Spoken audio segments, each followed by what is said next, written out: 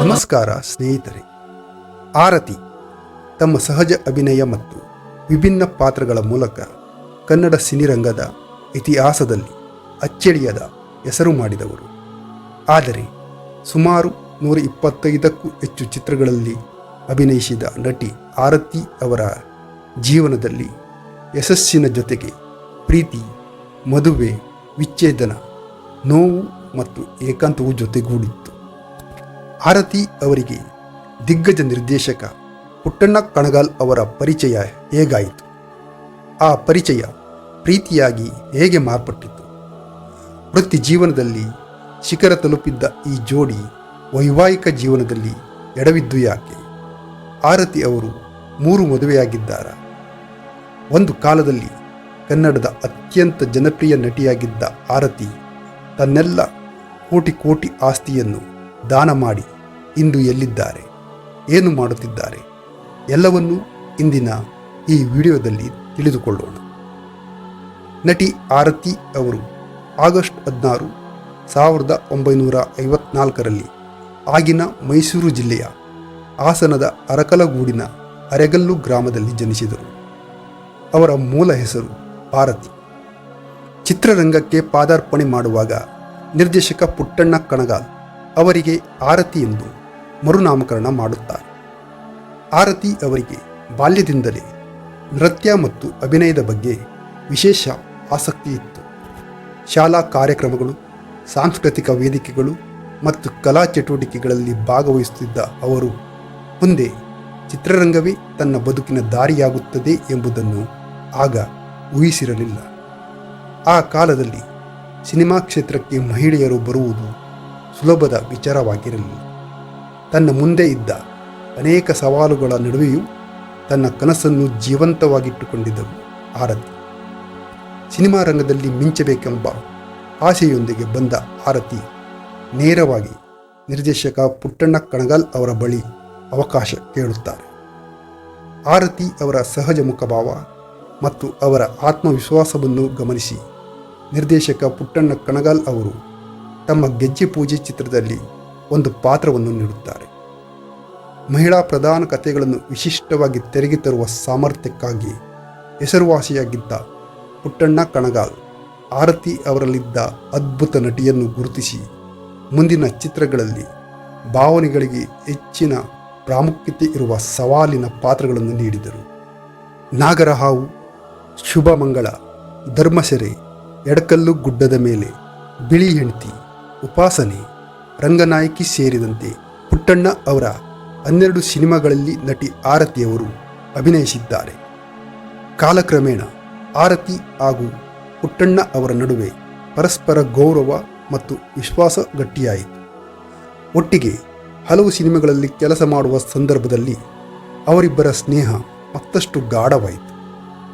70-80ರ ದಶಕದಲ್ಲಿ ಕನ್ನಡ ಚಿತ್ರರಂಗದ ಬಹು ಬೇಡಿಕೆಯ ನಟಿಯಾದ ಆರತಿ ಮತ್ತು ಅದಾಗಲೇ ಮದುವೆಯಾಗಿ 5 ಮಕ್ಕಳು ಹೊಂದಿದ್ದ ನಿರ್ದೇಶಕ ಪುಟ್ಟಣ್ಣ ಕಣಗಾಲ್ ಅವರ ಸ್ನೇಹ ನಂತರ ಪ್ರೀತಿಯಾಗಿ ರೂಪುಗೊಂಡಿತು. ಅವರು 1976ರಲ್ಲಿ ಮದುವೆಯೂ ಆದರು. ಆ ಸಮಯದಲ್ಲಿ ಇದು ಕನ್ನಡ ಚಿತ್ರರಂಗದಲ್ಲಿ ಬಹಳಷ್ಟು ಚರ್ಚೆಗೆ ಕಾರಣವಾದ ಸುದ್ದಿಯಾಗಿತ್ತು.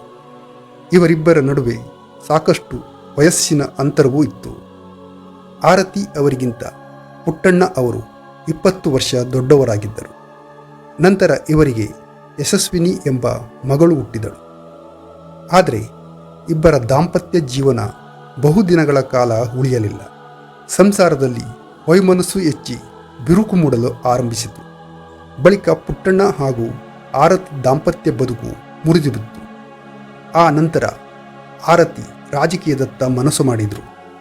ರಾಮಕೃಷ್ಣ ಹೆಗಡೆ CM ಆಗಿದ್ದ ಕಾಲದಲ್ಲಿ ಶಿಕ್ಷಣ ಸಚಿವರಾಗಿದ್ದ ರಘುರಾಮ್ ಜೊತೆ ಆರತಿ ಸಂಬಂಧ ಹೊಂದಿದ್ರು.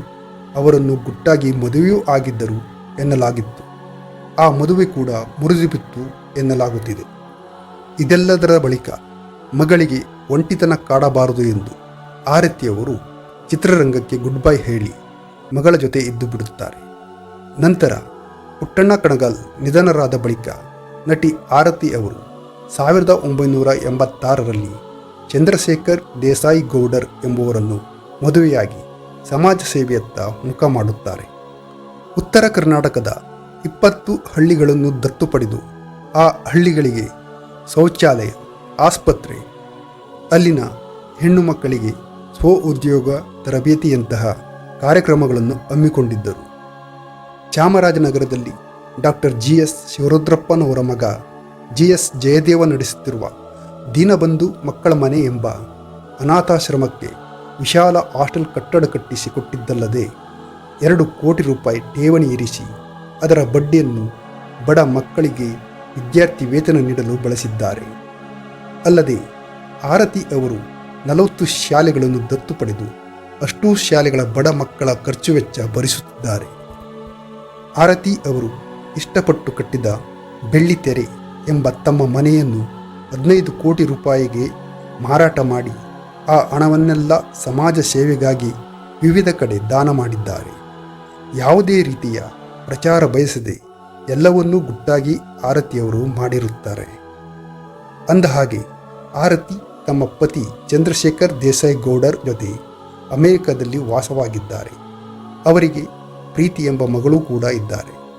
ಇನ್ನು ಆರತಿಯವರು 2005ರಲ್ಲಿ ಭಾರತಕ್ಕೆ ಬಂದು ತಮ್ಮ ಮಗಳು ಯಶಸ್ವಿನಿ ಚಿತ್ರಕಥೆ ಬರೆದ ಮಿಠಾಯಿ ಮನೆ ಎಂಬ ಮಕ್ಕಳ ಚಿತ್ರವನ್ನು ನಿರ್ದೇಶಿಸಿದ್ದಾರೆ. ಈ ಚಿತ್ರಕ್ಕೆ ಅತ್ಯುತ್ತಮ ಮಕ್ಕಳ ಚಿತ್ರ ಪ್ರಶಸ್ತಿ ಲಭಿಸಿದೆ. ಸಾರ್ವಜನಿಕ ಬದುಕಿನಿಂದ ದೂರವಿರುವ ಆರತಿ ಆಧ್ಯಾತ್ಮಿಕ ಜೀವನದತ್ತ ಹೆಚ್ಚು ಒಲವು ತೋರಿದ್ದಾರೆ. ಸಮಾಜ ಸೇವೆ ಮಾಡುತ್ತಾ ಜೀವನವನ್ನು ಸಾಗಿಸುತ್ತಿದ್ದಾರೆ. ಆರತಿ ಅವರು ಆಗಾಗ ಕೋಲಾರಕ್ಕೆ ಭೇಟಿ ನೀಡುತ್ತಾರೆ ಅಂತ ಹೇಳಲಾಗುತ್ತಿದೆ. ಯಾಕೆಂದರೆ ಕೋಲಾರದಲ್ಲಿ ಕೆಲವು ಗ್ರಾಮಗಳನ್ನು ನಟಿ ಆರತಿ ದತ್ತು ಪಡೆದಿದ್ದಾರೆ. ಆರತಿ ಅವರನ್ನು ಕೇವಲ ಯಶಸ್ವಿ ನಟಿ ಎಂದು ಹೇಳುವುದು ಅವರ ಸಾಧನೆಯನ್ನು ಚಿಕ್ಕದಾಗಿ ಮಾಡುವಂತಾಗುತ್ತದೆ. ಅವರು ಕನ್ನಡ ಚಿತ್ರರಂಗದಲ್ಲಿ ಮಹಿಳಾ ಪ್ರಧಾನ ಕಥೆಗಳಿಗೆ ಹೊಸ ಗೌರವ ತಂದುಕೊಟ್ಟ ಕಲಾವಿದೆ ಹಾಗೂ ತಾನು ಮಾಡುತ್ತಿರುವ ಸಮಾಜ ಸೇವೆಯಿಂದ ಬಲು ಎತ್ತರಕ್ಕೆ ಏರಿದ್ದಾರೆ. ಪುಟ್ಟಣ ಕಣಗಾಲ್ ಮತ್ತು ಆರತಿ ಅವರ ಸಂಬಂಧದ ಅಂತ್ಯ ವಿಚ್ಛೇದನದಲ್ಲಿ ಕೊನೆಗೊಂಡಿದ್ದರೂ ಕನ್ನಡ ಚಿತ್ರರಂಗಕ್ಕೆ ಅವರು ಒಟ್ಟಾಗಿ ನೀಡಿದ ಕಲಾತ್ಮಕ ಕೊಡುಗೆಯನ್ನು ಯಾರೂ ಮರೆಯಲು ಸಾಧ್ಯವಿಲ್ಲ. ವೈಯಕ್ತಿಕ ಜೀವನ ಒಂದು ಅಧ್ಯಾಯವಾಗಿದ್ದರೆ ಅವರ ಕಲಾತ್ಮಕ ಸಹಯಾತ್ರೆ ಮತ್ತೊಂದು ಶಾಶ್ವತ ಅಧ್ಯಾಯವಾಗಿದೆ. ಅವರು ಒಟ್ಟಿಗೆ ನೀಡಿದ ಹಲವು ಸಿನಿಮಾಗಳು ಇಂದಿಗೂ ಕನ್ನಡ ಚಿತ್ರರಂಗದ ಶ್ರೇಷ್ಠ ಚಿತ್ರಗಳ ಪಟ್ಟಿಯಲ್ಲಿ ಸ್ಥಾನ ಪಡೆದಿವೆ. ಅದೇ ಕಾರಣಕ್ಕೆ ಈ ಜೋಡಿಯನ್ನು ಕನ್ನಡ ಸಿನಿ ಇತಿಹಾಸದಲ್ಲಿ ವಿಶೇಷ ಗೌರವದಿಂದ ನೆನಪಿಸಿಕೊಳ್ಳಲಾಗುತ್ತದೆ. ಒಬ್ಬ ಕಲಾವಿದೆಯಾಗಿ ಆರತಿ ಅವರು ಕನ್ನಡ ಸಿನಿ ಇತಿಹಾಸದಲ್ಲಿ ಮೂಡಿಸಿರುವ ಗುರುತು ಸದಾಕಾಲ ಉಳಿಯುತ್ತದೆ. ಸ್ನೇಹಿತರೆ, ನಿಮಗೆ ಆರತಿ ಅವರ ಯಾವ ಸಿನಿಮಾ ತುಂಬ ಇಷ್ಟ ಎಂದು ಕಾಮೆಂಟ್ ಮಾಡಿ ತಿಳಿಸಿ.